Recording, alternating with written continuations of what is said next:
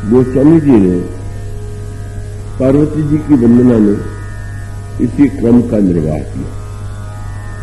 उन्होंने कहा, जय जय गिरिवर राज किशोरी। आप महाराज हिमांचल की पुत्री है। और उसके साथ साथ दूसरा वाक्य यही है, जय महेश मुख चंद्र चकोरी। आप भगवान शंकर के मुख चंद्र की चकोरी है। और फिर अगला है, जय गज बदन खड़ानन माता। आप गणेश और स्वामी कार्तिक की माता है। तो क्रम तो यही उपयुक्त प्रतीत होता है। पर जब गोस्वामी जी ने वंदना की तो क्रम उलट दिया। उन्होंने कहा, जो महाराज श्री जनक की पुत्री है, संसार की जननी है और जो अतिशय है प्रिया श्री करुणा निधान की, उनकी मैं वंदना करता हूं। तो ये जो एक परिचय के क्रम में परिवर्तन है, और उसके साथ साथ गोस्वामी जी ने जो उसका एक सांकेतिक दार्शनिक तत्व प्रस्तुत किया, आइए उसकी पृष्ठभूमि पर पहले दृष्टि डालें। अभी मंत्री जी ने जब श्री राम के विशेषणों का वर्णन किया, तो सचमुच भगवान श्री राम के गुणगणों के लिए तो जितने भी विशेषण दिए जाए वो थोड़े।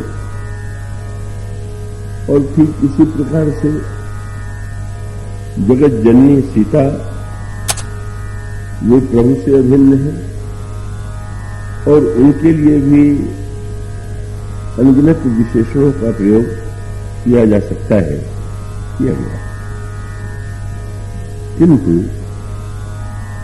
गोस्वामी जी का जब इस प्रसंग को, ये जो पंक्तियां आप अभी आपने वंदना के रूप में सुनी, और उसके बाद उनका परिचय मिलता है बालकांड में महाराज श्री जनक की पुत्री के रूप में।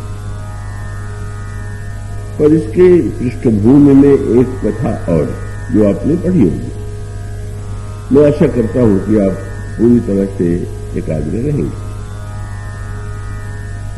और वो पृष्ठभूमि यह है,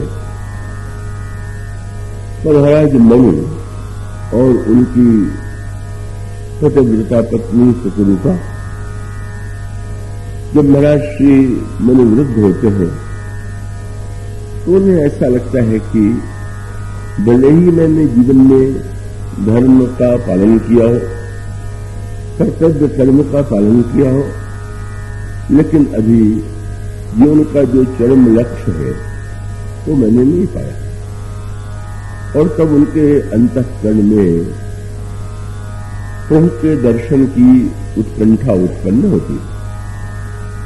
राज्य वे पुत्र को दे देते हैं और शत्रुपा जी के साथ वे तपस्या और साधना के लिए नैमिषारण्य जाते हैं।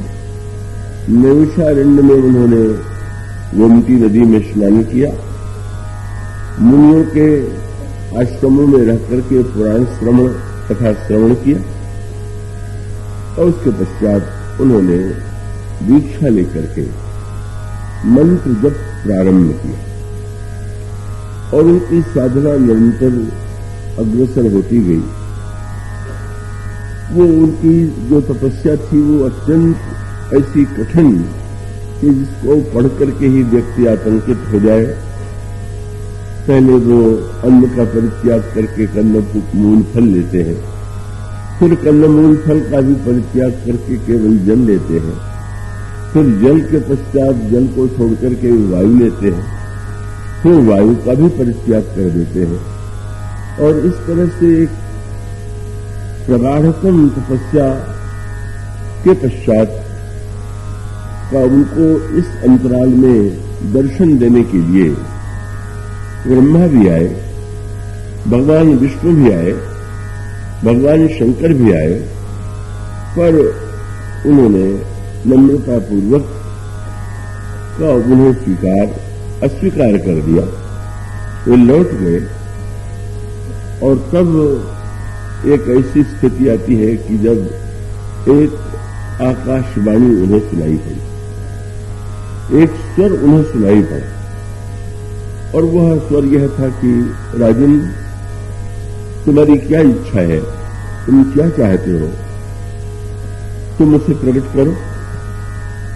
और तुम मनु ने भगवान उस जो स्वर था उससे सुनकर के ये कहा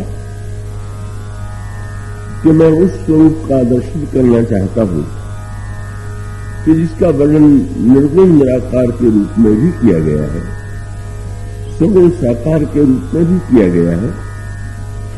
भगवान शंकर जिसका चिंतन और स्मरण करते हैं, भुसुंडी जी जिनके भक्त हैं, जो मुनियों के द्वारा वन्य है, और इस आकांक्षा के पश्चात जब ये प्रार्थना उन्होंने की तो उनके समक्ष दो रूप प्रकट हुए।